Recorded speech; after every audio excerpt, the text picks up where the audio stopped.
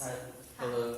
Today we're going to talk about things that might be difficult for new English teachers. Yeah. So what do you think is a hard thing about being an English teacher?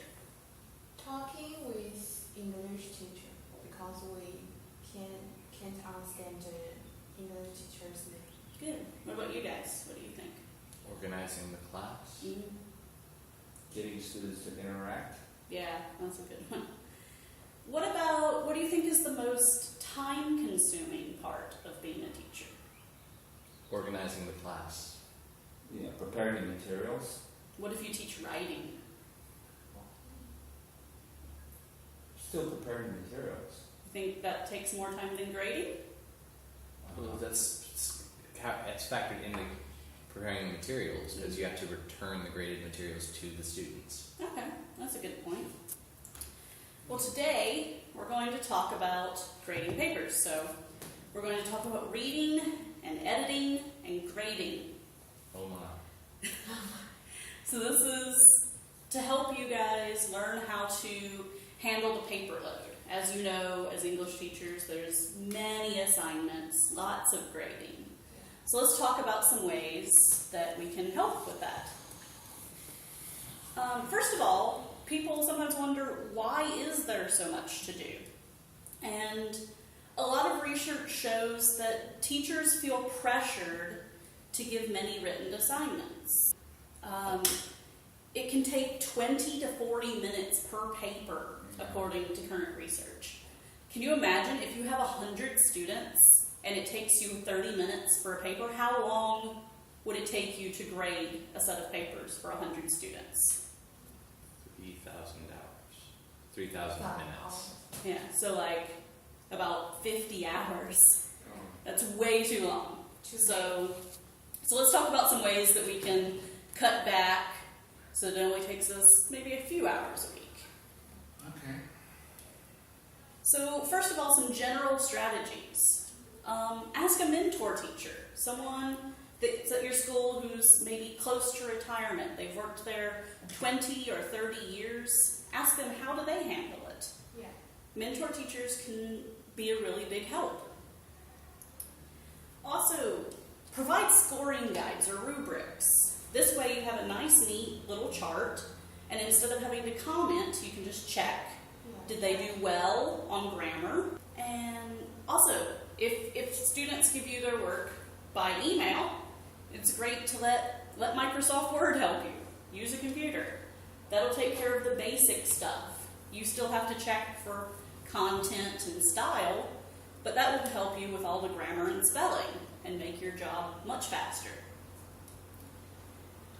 Also, have an in-class conference. While students are working on a draft, meet with the students. Say, let me sit down, let's talk about our work. This gives them lots of feedback in person. It feels more personal to them, and it saves you time of writing. And finally, ask students to do a self-assessment. Not every assignment has to be graded by the teacher. They should learn how to edit and check their own papers. Some other strategies are peer review. So there's a variety of peer review methods. The three most common are peer revision, peer editing, and peer grading. What's the difference between peer revision and peer editing? That's a great question. I personally believe that it varies from teacher to teacher. However, some researchers, such as one researcher named Crest, they feel that peer revision checks for things like their focus, their detail, their organization, while peer editing gets into the spelling, the mechanics, the little details, not what they actually said.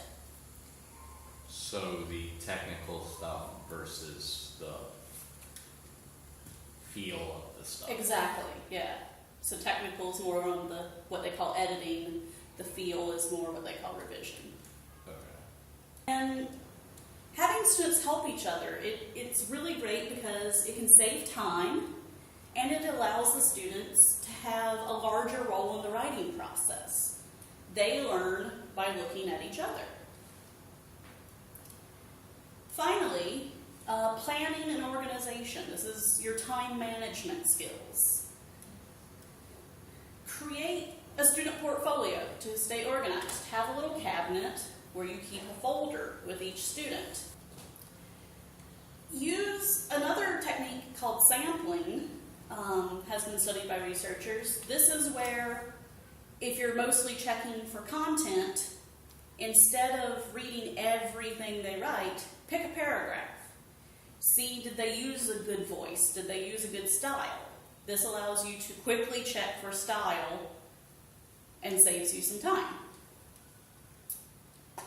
Also, differentiate your assignments. If you have a class, don't give every single assignment should not be an essay. That's very time consuming. It's no fun for the students. It's no fun for the teacher. Give smaller things, something like a journal where you can just check off they did it or they didn't do it. Varying the assignments, it helps the students because you can give smaller assignments and that helps you with grading, and then you only have to focus on the really big things. And sometimes just give general comments. Instead of checking every single little punctuation error, tell the student, work on your punctuation. I noticed several errors in your work. And another great one is to stagger due dates. We'll talk about this again in a minute. If you teach 3 or 4 classes, don't make every essay due the same day. Have maybe one due on Tuesday or one due on Wednesday so that when you sit down to grade, it's easier. You can handle the first class than the second instead of going, oh my gosh, I have 100 papers. And finally, keep a planner. Don't just put school events, put your personal events. So yeah, if you keep the planner, then you can plan your due dates around it.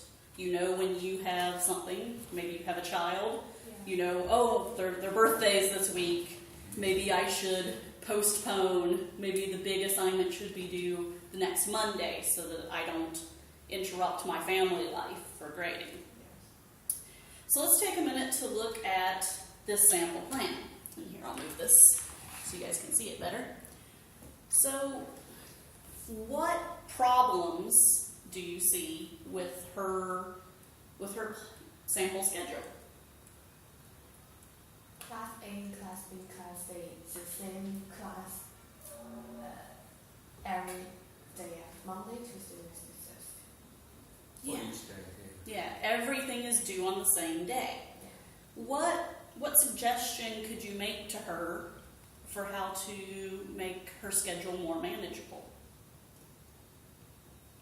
Why is this a problem? Isn't it more convenient to just...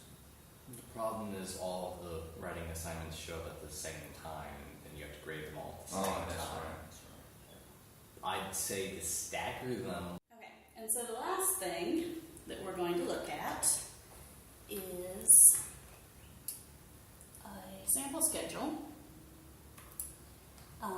This is a sample schedule for a teacher.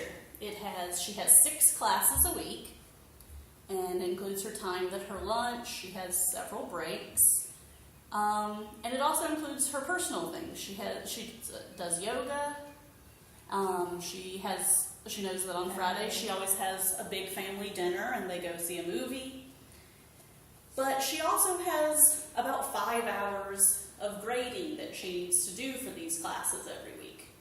So, can you take a few minutes, and David, I will put you in charge of the typing. Take a few minutes and schedule in where you think she could find good times for planning and editing.